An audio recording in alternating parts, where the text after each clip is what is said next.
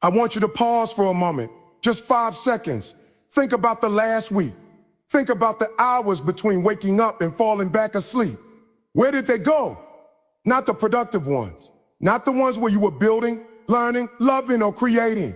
Think about the hollow ones. The ones where you scroll past videos you don't remember 5 minutes later.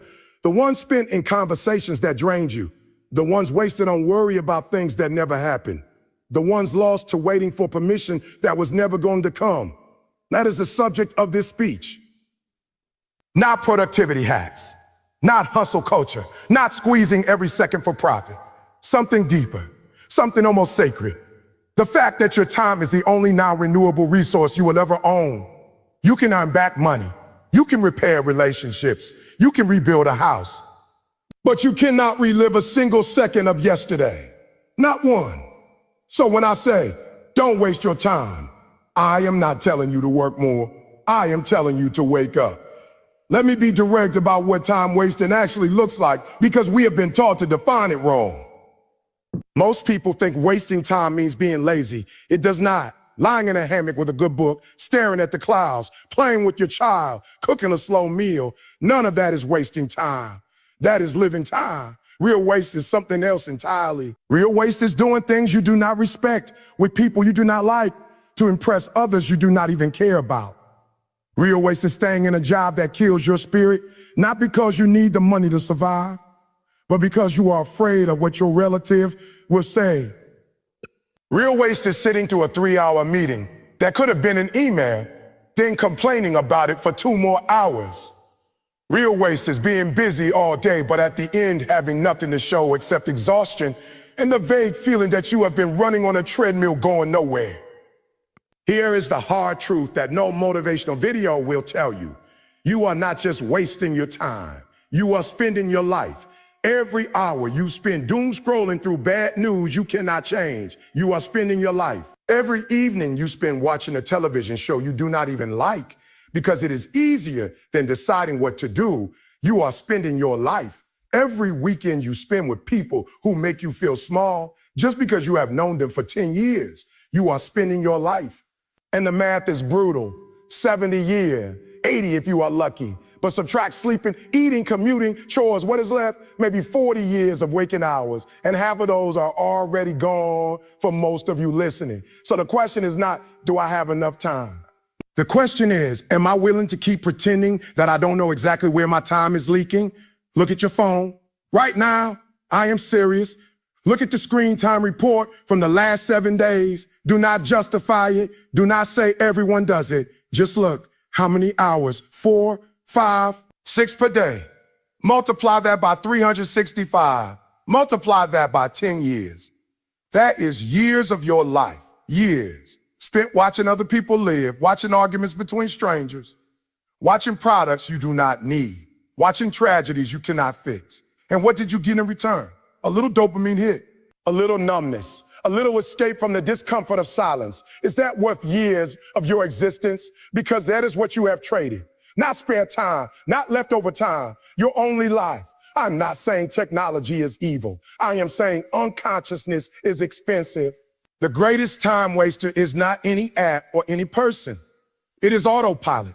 It is the state where you wake up, check notifications before your eyes are focused, eat without tasting, work without purpose, socialize without presence, and sleep without having truly lived a single moment of that day. That is the real enemy, not laziness, not distraction. The real enemy is the belief that you have infinite tomorrows. You do not. Nobody does. The most successful people in history, the richest, the most powerful, the most talented, every single one of them ran out of time. So will you. So will I. The only question is whether when you reach the end, you will look back on a life you actually chose or a life that just happened to you while you were waiting for something better to begin. Let me give you 3 practical shifts. Not complicated, not trendy, not trendy. Just ancient truths dressed in modern words. Shift number 1, stop waiting for the perfect moment. There is no perfect moment. There never has been. The perfect time to start the business, write the book, have the conversation, make the change. That moment does not exist. What exists is now. Slightly messy, slightly uncertain, but alive. People waste years waiting for conditions to be ideal. They waste decades waiting for fear to disappear. Fear never disappears. Courage is not the absence of fear. Courage is action in the presence of fear. Do it now, not tomorrow, not Monday, not Monday. Not January 1st now, because now is the only time you actually have. Shift number 2, learn to say no. Most of your time is not stolen from you. You give it away. You say yes to invitations you do not want. You say yes to favors you resent. You say yes to obligations that mean nothing to you. And then you complain about being busy. But busy is a choice. Every yes is a no to something else.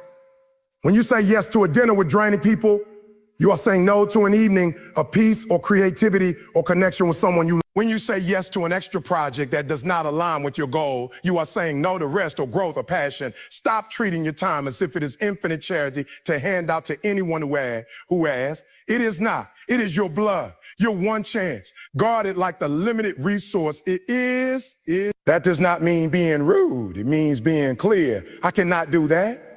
That does not work for me. No, thank you. Practice those sentences until they feel natural. Because every time you say no to something small and wrong, you say yes to something big and right. Shift number 3, stop performing your life for an invisible audience. So much time is wasted on image management, posting the perfect photo, curating the perfect story, worrying about what people will think if you fail, if you quit, if you change, if you rest. Who are these people, really? Think about them. Most of them are not paying your bills. Most of them will not be at your funeral. Most of them do not think about you at all because they are too busy performing their own lives.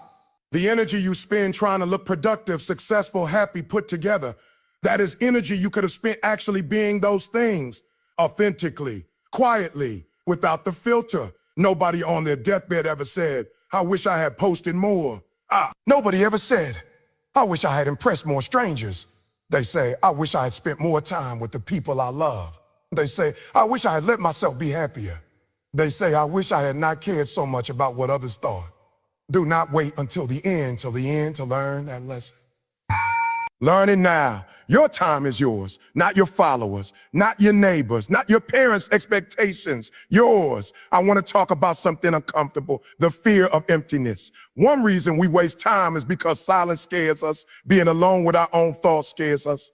So we fill every gap with noise, podcasts while driving, music while walking, videos while eating, background television while existing. We are afraid that if we stop, we will have to face questions we have been avoiding. Am I happy? Is this what I wanted? Do I even know what I want? That fear is understandable, but here is the thing. Those questions do not go away because you ignore them. They grow louder, and one day they become regret.